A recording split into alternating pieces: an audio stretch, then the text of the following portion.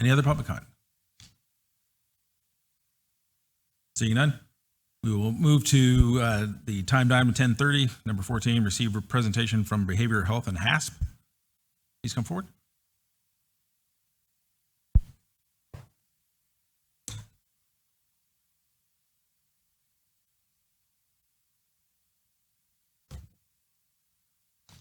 All right, so good morning, Board. Cheyenne Hogan, Deputy Director for Behavioral Health. I bring before you today a brief presentation about DUI services and our local subcontracted provider, Hasp, who does those locally. For many years, we have contracted with Hasp to provide these services in Del Norte County. In an upcoming board meeting, before you will be a renewal of their contract, and so we're kind of giving you an overview of what their services look like today in preparation for that agenda item later. Personally, I want to add that DUI services are extremely important to me. I have 3 half-siblings, all who were killed in automobile accidents in separate occasions by drunk drivers. So to me, particularly having effective DUI services is really, really important. The county responsibilities can be summed up in about 10 bullet points. Noted here are some of the requirements that we monitor to ensure compliance, that we review any applications for someone wishing to become a DUI provider, that we ensure the fiscal integrity of their programming, and notify the Department of Healthcare Services when a program is out of compliance, and ensure that participant fees are consistent with what is required in regulations. Further responsibilities also cover and review the approval or denial of program fees. For instance, if Hasp wanted to increase participants' cost for programming, they would bring that to us. We would look over for fiscal integrity and justification for the increased costs and then approve those. We assure that Hasp has mechanisms to offer reduced fees for those who cannot afford the set costs. And furthermore, we have responsibility to act as a liaison to various partners related to the DUI process, such as the probation, courts, etc.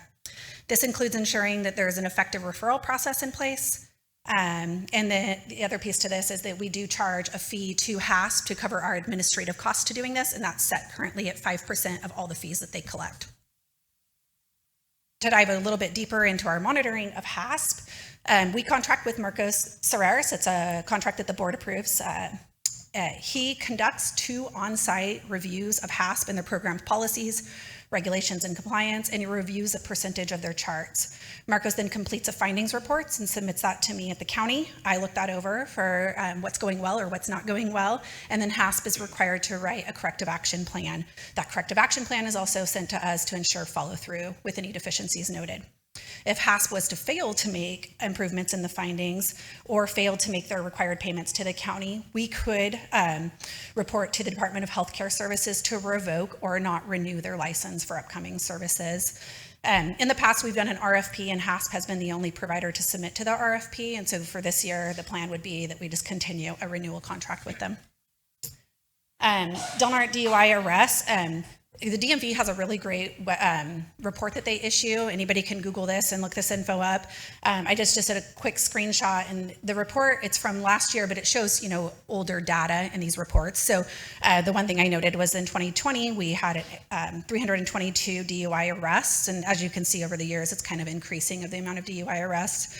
The other thing that this report shows is that in 2019, Del Norte had a conviction rate for DUIs of 60.9%. And then I'm going to turn it over to Tina Marie, and she's going to talk to you about Hasp. Hi, my name is Tina Marie Navarro. I am the owner of the Hasp DUI program. This is my staff, Katie Sandoval and Tanisha Klinger. I will let them speak in just a little bit. And how do I just press this? So we have a wet and reckless conviction program, which offers one face-to-face session, which is like their intake, the time of intake, go over all their stuff of what they need, the evaluations that they have when it comes to the court process.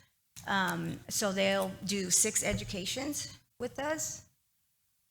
We then have our first offender 3-month drinking driver program, which is 3 face-to-face. 9 weekly counseling meetings, and then 6 educations. We have a first offender 9-month, which is 5 face-to-face, 6 educations, 24 group counseling meetings.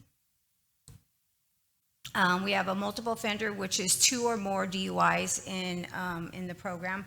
which is around about 10-year mark. Like if they get 2 within that 10-year mark and they've had one like maybe 5 years and then another one within the 7-year mark, then they will be doing a multiple offender, which includes 26 face-to-face, 26 groups, 6 educations, and 6 reentry sessions. The 6 reentry sessions, before it used to be a 12-month program, but the 6 reentry is where they come in once a month to spend an hour with us to be able to find out where they're at and like how are they doing with their process. Some people we have come in that have problems, and some, will just say, I'm just here to get my license, and, I can respect that. But we are here to help them get past their program if they have any needs. We now have a 30-month program, which is 3 or more.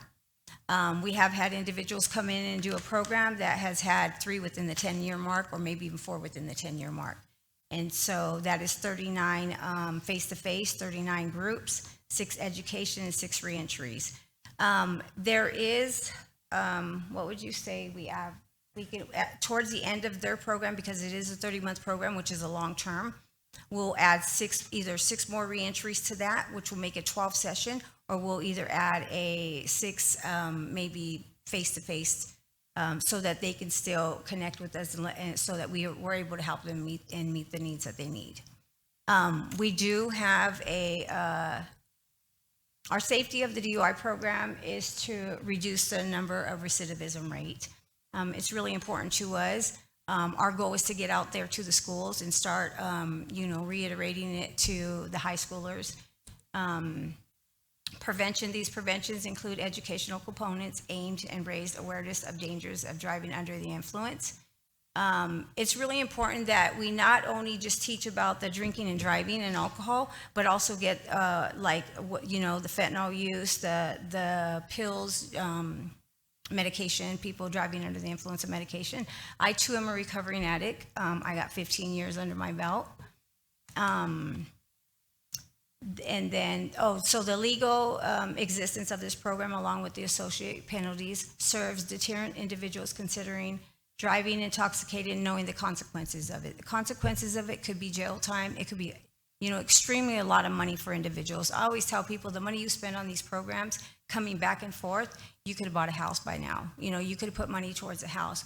We want them to know that we are not against them when it comes to these DUIs. We are here to help them be successful and move on. And we also let them know that even though they're not a part of our program anymore, just because you're not a part of the program, you're a part of the program. We are here to serve any referrals that we need to get to help meet their needs when it comes to that. Supports of offenders. Hasp offers support of rehabilitation services, offenders such as counseling, treatment, substance abuse, support groups by addressing underlying issues, and reduce the recidivism rate to promote responsible behavior. Community engagement is getting everybody involved. If it's the courts, if it's behavioral health, if we have to refer, that's what we're going to do. I myself have taken people. We have a program. It's called U-Turn for Christ, which is it's a program based for people who have alcohol or addiction problems, and they will take individuals even for free. Like if they don't have the money to pay for it, what they do is ask for a small fee that goes towards the houses for the food, the bills of all that, but they also take people for nothing. I've taken many people over there myself on looking for the future. Rehabilitation program is to aim the root causes of DUI offenses such as substance abuse. Again, offering that therapy, the counseling, the one-on-ones with them, or being able to refer them to somewhere where they could get to help meet their needs where it needs to be met. Thank you. That is it. I will let my girls tell them their positions, if they can, what they do for the program. Hi, my name is Tanisha Klinger. I am one of the counselors for her at the Hasp DUI program.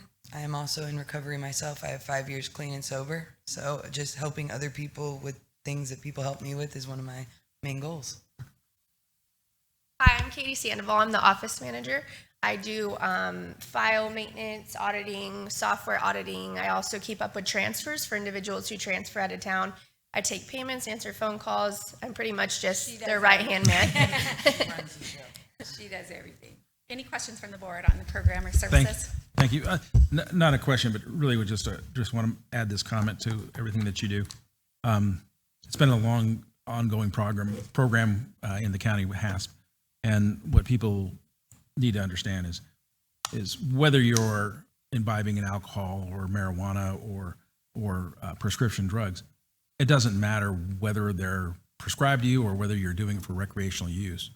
The reality is if you feel the effects of what you have taken, you are under the influence, and that influence is impairment. And so, even if it's legitimate, authorized by your physician, you cannot take those drugs, whether it's marijuana or whether it's prescription drugs. You cannot take those drugs and drive if you feel the influence of those drugs. If you feel the effects of those drugs, it is against the law, and doesn't matter if you're taking what's prescribed to you, and it's authorized. If you feel the effects, even 1 drink, 2 drinks, you're impaired, and you should beg off and not drive or choose to have a designated driver. Thank you. So how does it work with regard to referrals? Do you receive your referrals from the court, from probation, and then if they fail to comply with the requirements of your program, do you then refer them back to the court?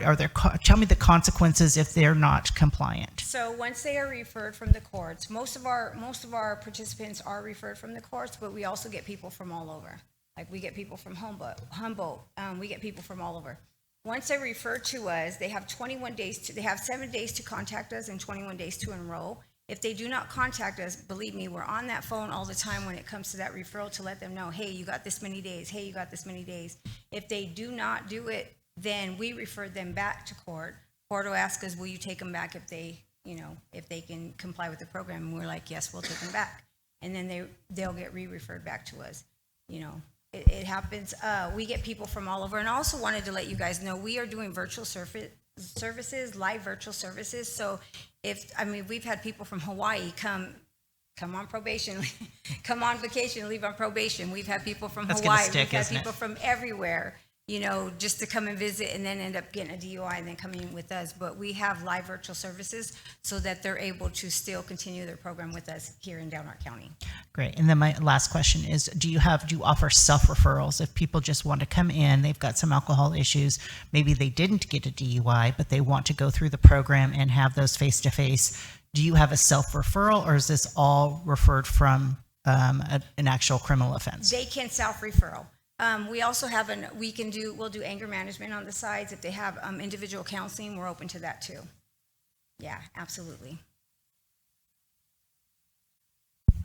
Good morning. Thank you for being here. Thank you. You mentioned in your presentation high school programs. Are you guys the one that puts on the every 15 minutes programs? Not you guys? Okay. No. It was not there for last year and it was missed. So I was just trying to track We just that. got connected. I found out somebody from the mailroom their wife is the one that does the prom and all that stuff. So we just got connected with them. We did bags last year. We did T-shirts. We did bags, Save a Life, Don't Drink and Drive, to pass out those. We didn't actually get involved with them at first. We didn't have nobody to go to be able to do that. But our goal is to get into the high schools and reiterate how dangerous it is to drink and drive, and also with medication. And, people don't understand that a lot of times that, if they take medication, I've done a lot of, prison time myself. And I was in there with an individual who took some medication because she had some dental work done. And there was a man on the side of the road who was fixing his tire, and she took her eye off the road for 1 second and ran right into him, killed him instantly. She got vehicular manslaughter, but when they were talking to her visually, she looks good. She's talking to the police officers like there was nothing wrong. But when they took her to test her, they found out that she had way more medication in her system than she should have and was charged with it. So we reiterate that when it comes to the classes, we tell them how dangerous it is to be doing that, What's the average number of referrals that you normally deal with on a monthly basis? On a monthly basis, probably about 12. We have a high success rate of 75 to 80%. We right now have 110 people, 108, 110 right now. Yeah. So. Thank you. We've been looking at the jail log and we're getting them more and more, like 4 to 5 a week now. It's getting really bad. Thank you. Yeah. Yes. Thank you. Any public comment?